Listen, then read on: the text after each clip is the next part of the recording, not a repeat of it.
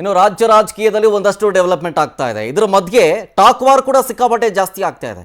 ಈಗ ಎಚ್.ಡಿ. ಕುಮಾರಸ್ವಾಮಿ ಮತ್ತು ಡಿ.ಸಿ.ಎಂ. ಡಿ.ಕೆ. ಶಿವಕುಮಾರ್ ಇವರ ಇಬ್ಬರ ಮಧ್ಯದಲ್ಲಿ ವಾಗ್ಯುದ್ಧವೇ ನಡೀತಾ ಇದೆ. ರಾಜಕಾರಣದಲ್ಲಿ ಎಲ್ಲರೂ ಕೂಡ ಯುದ್ಧ ಮಾಡ್ತೀವಿ ಅಂದರೆ ಈ ರಾಜಕಾರಣವನ್ನು ಯುದ್ಧದ ರೀತಿಯಲ್ಲಿ ಹೋಲಿಸ್ತಾ ಇದ್ದಾರೆ ಡಿ.ಸಿ.ಎಂ. ಡಿ.ಕೆ. ಶಿವಕುಮಾರ್ ಅವರು.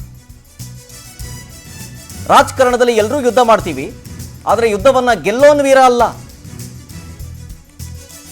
ಯುದ್ಧವನ್ನು ಗೆಲ್ಲೋನ್ ವೀರ ಅಲ್ಲ, ಜನರ ಮನಸ್ಸನ್ನ ಗೆಲ್ತಾನಲ್ಲ ಅವನು ನಿಜವಾದ ಹೀರೋ, ಅವನು ನಿಜವಾದ ವೀರ. ಆಮೇಲೆ ರಾಮನಗರದ ವಿಚಾರವನ್ನು ಪ್ರಸ್ತಾಪ ಮಾಡ್ತಾರೆ. ರಾಮನಗರದ ಭೂಮಿಗೆ ಒಂದು ಶಕ್ತಿ ಅಂತಿದೆ, ನಾವೆಲ್ಲರೂ ಬೆಂಗಳೂರು ಜಿಲ್ಲೆಯವರು. ಹೀಗಂತ ಟಾಕ್ ವಾರ್ ಮುಂದುವರಿತಾ ಇದೆ. ಕನಕಪುರದಲ್ಲಿ ಡಿ.ಸಿ.ಎಂ. ಡಿ.ಕೆ. ಶಿವಕುಮಾರ್ ಅವರು ಕೌಂಟರ್ ಕೊಟ್ಟಿದ್ದಾರೆ. ಹಾಗಾದ್ರೆ ಎಚ್.ಡಿ. ಕುಮಾರಸ್ವಾಮಿ ಅವರು ಏನಂದ್ರು, ಅದಕ್ಕೆ ಕೌಂಟರ್ ಡಿ.ಸಿ.ಎಂ. ಡಿ.ಕೆ. ಶಿವಕುಮಾರ್ ಅವರ ಕೌಂಟರ್ ಹಿಂಗಿತ್ತು, ನೋಡ್ಕೊ ಬನ್ನಿ. ವೈಯಕ್ತಿಕ ದ್ವೇಷಕ್ಕೋಸ್ಕರ ಯಾರ ಮೇಲೂ ನಾನು ಹೋರಾಟ ಮಾಡಿಲ್ಲ. ಪಾಪ ನಮ್ಮ ಡೆಪ್ಟಿ ಸಿ.ಎಂ ಹೇಳಿದ್ರು,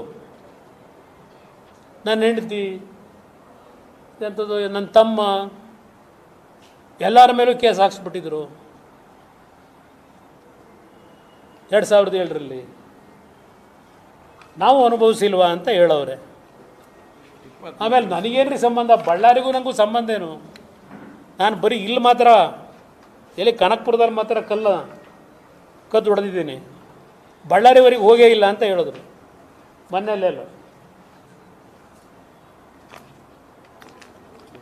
ನನ್ನ ಹತ್ರ ಟನ್ಗಟ್ಟಲೆ ಇದೆ ಮೆಟೀರಿಯಲ್ಗಳು, ಕೆಣಕಬೇಡಿ ನನ್ನ. ಭೂಮಿಲಿ ಒಂದು ದೊಡ್ಡ ಶಕ್ತಿ ಇದೆ.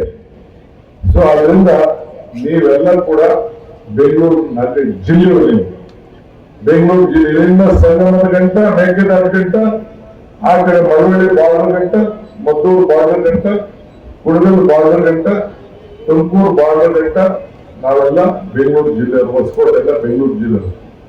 ಇವತ್ತು ಅನೇಕ ನಾವೆಲ್ಲ ರಾಜಕಾರಣಿಗಳು ಯುದ್ಧ ನಡೆಸ್ತೀವಿ.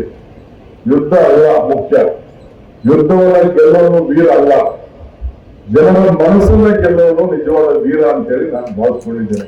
ಈ ಭೂಮಿಲಿ ಒಂದು ದೊಡ್ಡ ಶಕ್ತಿ ಇದೆ. ಸೊ ಅದರಿಂದ